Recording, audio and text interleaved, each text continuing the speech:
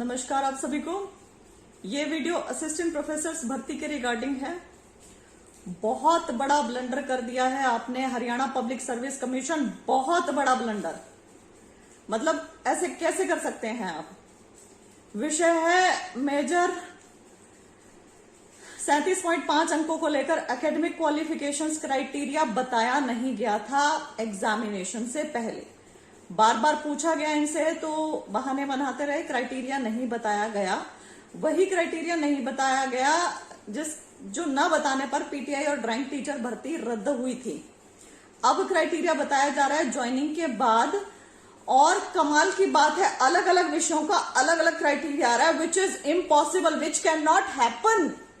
It means कि आपने adjustment करी है बाद में विषयों के हिसाब से। आपके चयनित जो अभ्यर्थी है ना, जो आपने चयनित किए हैं, उनके हिसाब से आपने बाद में क्राइटेरिया डिसाइड कर करके अलग अलग विषयों के आप अलग अलग क्राइटेरिया दे रहे हैं। ये अपने आप में मतलब आपने थाली में परोस के दे दिया है कि आपने भ्रष्टाचार किया है, फेवरेटिज्म किया है, और फेवरेटिज्म के सबूत आप सबके सामने ऐसे दे रहे हैं आरटीआई के माध्यम से। गजब कर दिया आपने।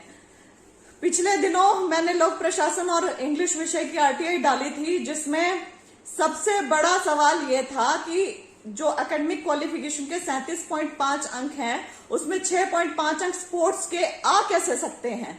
बहुत सारे अभ्यर्थियों के क्योंकि 35, 34, 33 अंक थे।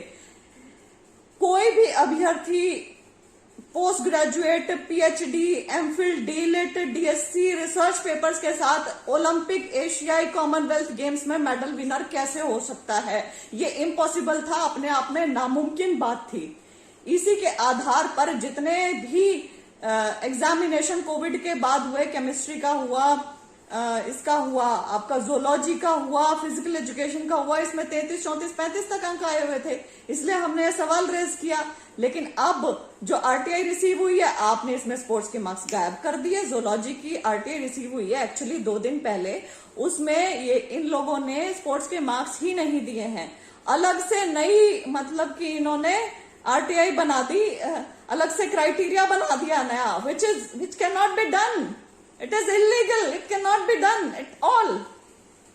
मैं आपको आरटीआई पढ़ के सुनाऊंगी दोनों विषयों की, लोक प्रशासन और इंग्लिश को एक समझा जाए, क्योंकि दोनों में 37.5 अंक का जो बाइफर्केशन है वो सेम है, और जोलॉजी का मैं अलग पढ़ूंगी।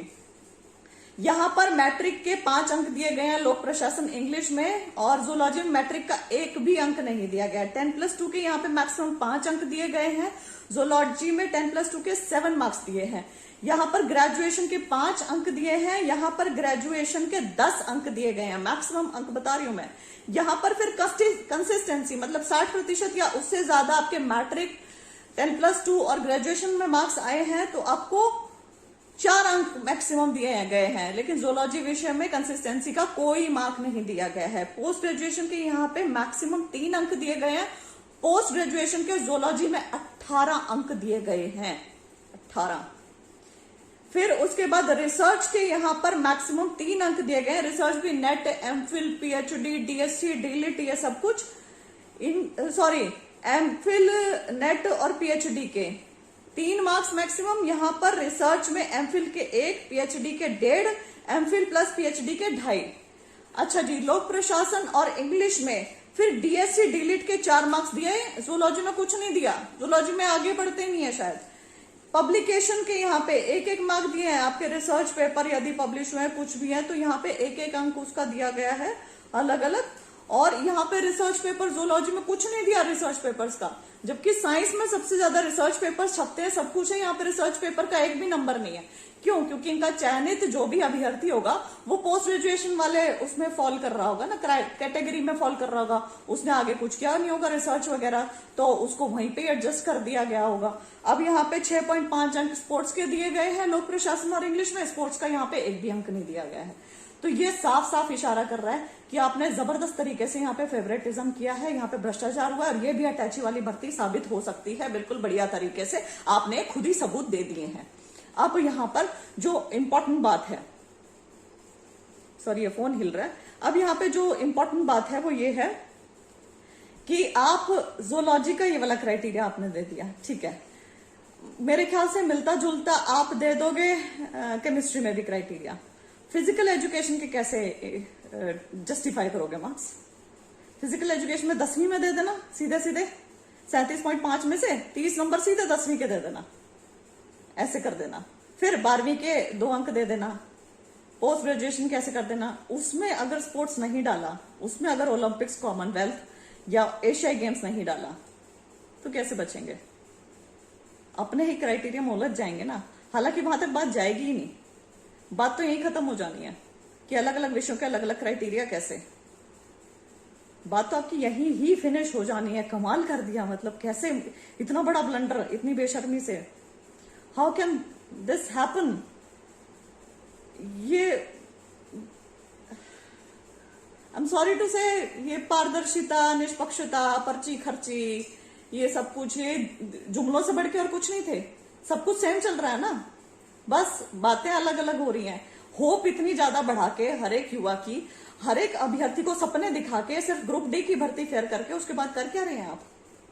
थोड़े बहुत हर एक भर्ती में हर कोई फेयर लगता ही लगता है, उसके बाद क्या हो रहा है?